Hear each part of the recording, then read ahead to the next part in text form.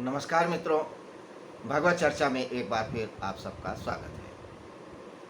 मित्रों, भगवान श्री कृष्ण ने 33वें से लेकर के 37वें श्लोक तक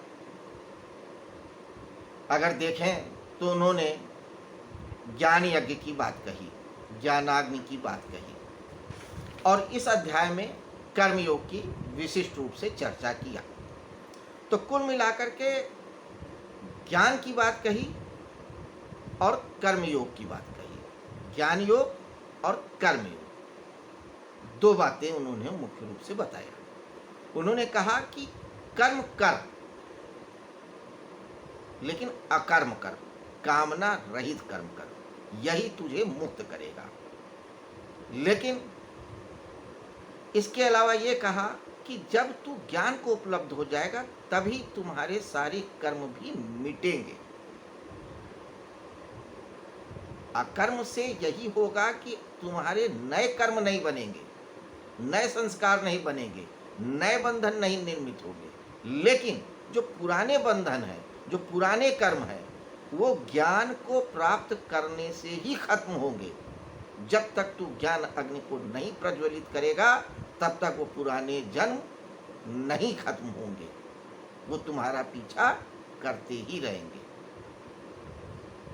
यही दो बातें मुख्य रूप से उन्होंने 38वें श्लोक में कही।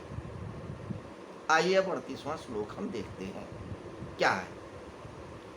न ही ज्ञानेन सदृशम पवित्रमिह विद्यते तत्स्वयं योग संसिद्धा कालेन आत्मनि विन्दति। इस मनुष्य लोक में ज्ञान के समान पवित्र करने वाला निसंदेह दूसरा कोई साधन नहीं है।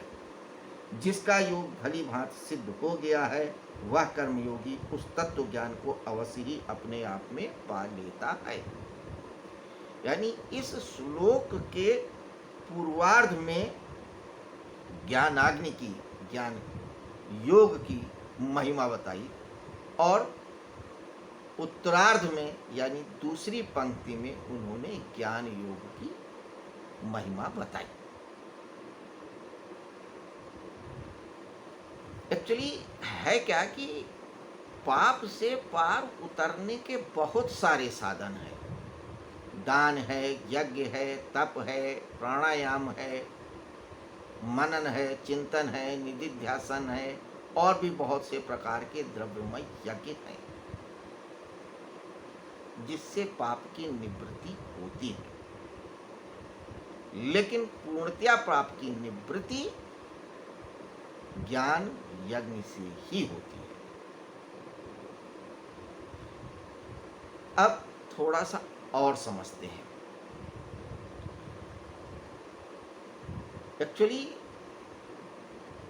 ज्ञानी और अज्ञानी में सबसे बड़ा अंतर यह होता है कि ज्ञानी के सारे कर्म स्वभावश होते हैं, उनका स्वभाव होता है कर्म करना, और अज्ञानी के सारे कर्म कामना वश होते हैं, वासना वश होते हैं। तो ये जो कामना और वासना है यही मैल है। इसी मैल को धोना होता है, खत्म करना होता है, भस्मीभूत करना होता है, जलाना होता है। और ये जलते हैं ज्ञान की अग्नि में ही। तो ज्ञान को प्राप्त करने का एक विधान है, हमने पहले भी थोड़ी सी चर्चा किया है। इसकी विस्तार में हम यथा समय चर्चा करेंगे, लेकिन अभी आप सिर्फ इतना समझें कि ज्ञान ही वो अग्नि है जिसमें हमारे सारे पहले के कर्म भस्मीभूत होते हैं और वर्तमान में जो होते हैं वो भी भस्मीभूत होते हैं, यानी नए कर्मों का सृजन नहीं होता है। बाकी और सारे यज्ञों में नए कर्म हो सकता है न भले, लेकिन पुराने बार बार बंधन में लाते रहते हैं। ऐसा क्यों होता है समझिए। हम लोगों ने चर्चा में कई बार जाना है कि भगवत गीता मन का विज्ञान है। मन की सारी परतों को उधेड़ता है। पहले तो नहीं, लेकिन अब वैज्ञानिकों ने भी, मनोवैज्ञानिकों ने भी ये माना है कि मन के बहुत सारे तल हैं, लेकिन मोटा मोटी भी अगर विभाग करें तो दो तल हैं, एक चेतन और एक अचेतन। जो चेतन हिस्सा है वो हमारे पूरे मन का एक बहुत छोटा हिस्सा है, एक हिस्सा। बाकी 9 हिस्सा हमारा अचेतन मन है। तो जो हम कार्य करते हैं, जो विचार करते हैं, जो भी कर्म करते हैं, वह सब हमारे अनकॉन्शियस माइंड में स्टोर हो जाता है, चला जाता है, चित्त पे उसका एक इम्प्रेशन बन जाता है। तो मनुष्य के सारे क्रियाकलाप कहीं ना कहीं अनकॉन्शियस माइंड से गवर्न होते रहते हैं, और हम सब अनकॉन्शियस माइंड को बिल्कुल नहीं जानते, क्योंकि अनकॉन्शियस माइंड मनुष्य के मन का वह तहखाना है जिसमें मनुष्य जाता ही नहीं, सिवाय योगियों के या मनोवैज्ञानिकों के कुछ विधियों के द्वारा कुछ दूर तक। अब पास्ट लाइफ रिग्रेशन वगैरह, पोस्ट लाइफ रिग्रेशन से कुछ दूर तक जा पाते हैं, लेकिन अभी भी बहुत दूर तक नहीं जा पाते। सिर्फ योगी ही जा सकता है मन के सारे तलों तक। तो हमारे जितने भी पुरातन कर्म होते हैं वो इसी अनकॉन्शियस माइंड में स्टोर रहते हैं। कंप्यूटर के वो वायरस से जो कहीं कोने यंत्र में चिपक जाते हैं, बहुत खतरनाक वायरस होते हैं, वो सामान्य एंटीवायरस से नहीं निकलते। तो ये जो द्रव्यमय यज्ञ है ये सामान्य एंटीवायरस हैं, इनसे वो मैल या वो वायरस नहीं निकलते हैं। सारे वायरस सिर्फ ज्ञान अग्नि रूपी एक ऐसा एंटीवायरस है जो भस्मीभूत कर देता है, और वो एक ऐसा प्रोटेक्शन शील्ड बना देता है कि आगे भी कोई वायरस नहीं आ पाता है। सिर्फ ज्ञान अग्नि ही ऐसी प्रोटेक्शन शील्ड देता है। तो हमारे जो कर्म हैं वो कामना से होते हैं, अज्ञानियों के, और यही कामना हमारे अंदर स्टोर होती रहती है। और ज्ञानी क्या होता है, वह जानता रहता है, अपने एक एक कर्म के प्रति होशपूर्ण रहता है। जो भी वह करता है, उठना बैठना जागना बोलना चलना दान देना लेना पढ़ना, कुछ भी करता है, सारे कृत्यों के प्रति वह होशपूर्ण रहता है। नतीजा क्या होता है कि वो जो होश होता है, जो ज्ञान होता है, वो ज्ञान का क्या अर्थ है, होश होना, जानना। तो जानता रहता है कि मैं क्या कर रहा हूँ क्या नहीं कर रहा हूँ, लिहाजा वो जानना ही उसकी प्रोटेक्शन शील्ड है, और उसके अंदर संस्कार नहीं बनने देते। यही कीमिया है। तो ज्ञानी पुरुष के इसीलिए कर्म नहीं बनते हैं या कर्म उसे नहीं बांधते, इसीलिए कृष्ण जैसी चेतना सदैव मुक्त रहती है। तो ज्ञानी और अज्ञानी में यही अंतर है कि ज्ञानी होश पूर्ण रूप से कार्य करता है और अज्ञानी बेहोशी में कार्य करता है, जानता हुआ। लेकिन ये ज्ञान की अग्नि कैसे जलेगी, क्या कीमिया है, क्या तरीका है, ये हम लोग आगे के प्रकरणों में जानेंगे धीरे धीरे। लेकिन डिटेल में विस्तृत रूप से किसी विद्वान पुरुष से, किसी ब्राह्मण से, जिसने तत्व से उस ब्रह्म को जाना है, उस ज्ञान अग्नि का अनुभव किया है, उसी से सीखें तो ही बेहतर होगा।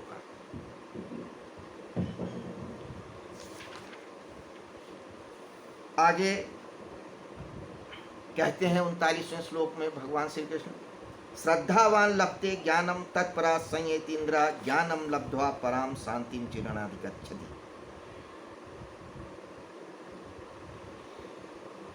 श्रद्धावान लभते ज्ञानम तत्परा संयतीन्द्रिया ज्ञानम लब्ध्वा पराम शांतिम चिरणाधिगच्छति। जितेंद्री, जो जितेंद्री है, साधन परायण है, श्रद्धावान मनुष्य है, वो ज्ञान को प्राप्त होता है।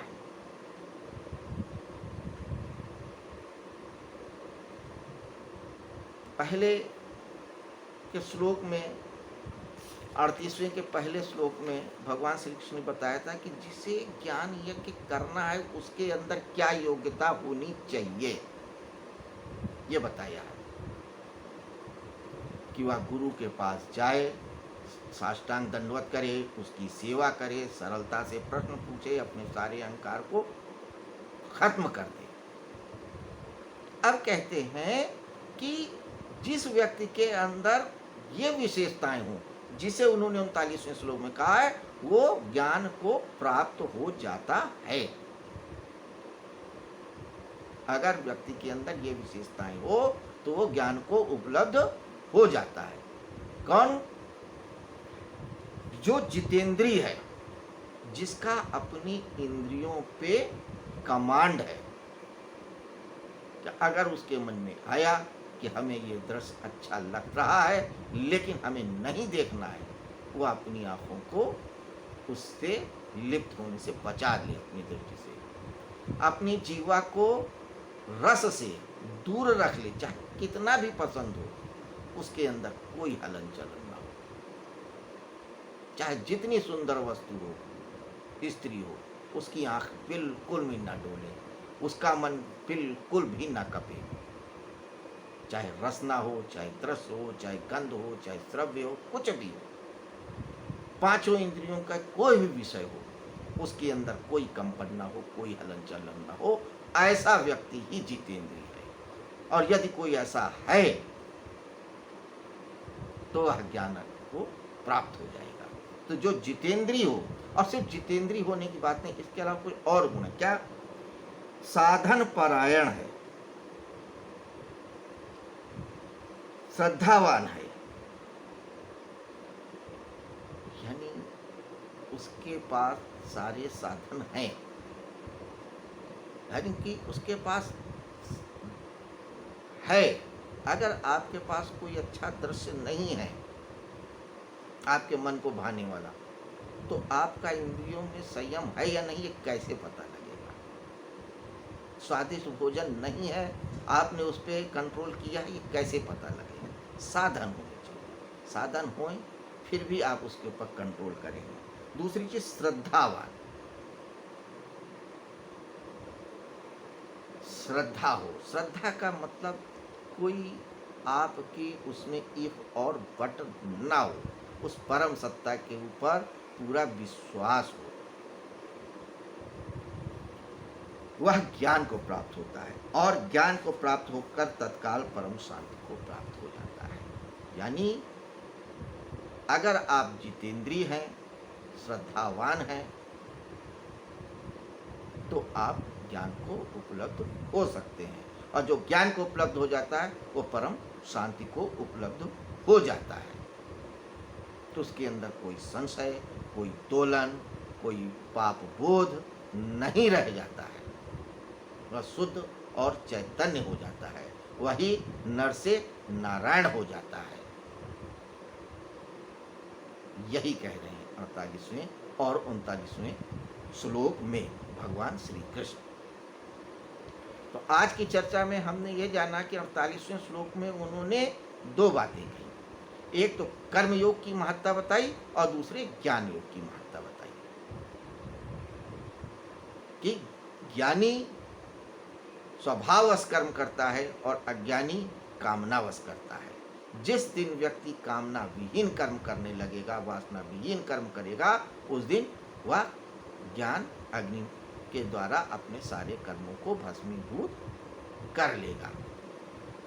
39वें श्लोक में बताया कि अगर कोई व्यक्ति श्रद्धावान है, जितेंद्रिय है, साधन परायण है, तो वह व्यक्ति भी ज्ञान को प्राप्त हो सकता है और हो जाता है। उसके अंदर फिर कोई संशय और दोलन नहीं रह सकता या नहीं रह जाता है और वह परम आनंद को उपलब्ध हो जाता है।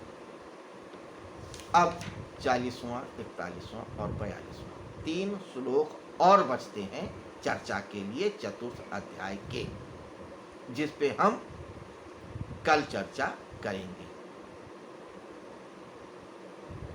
आज इतना ही, बाकी कल। तब तक के लिए नमस्कार।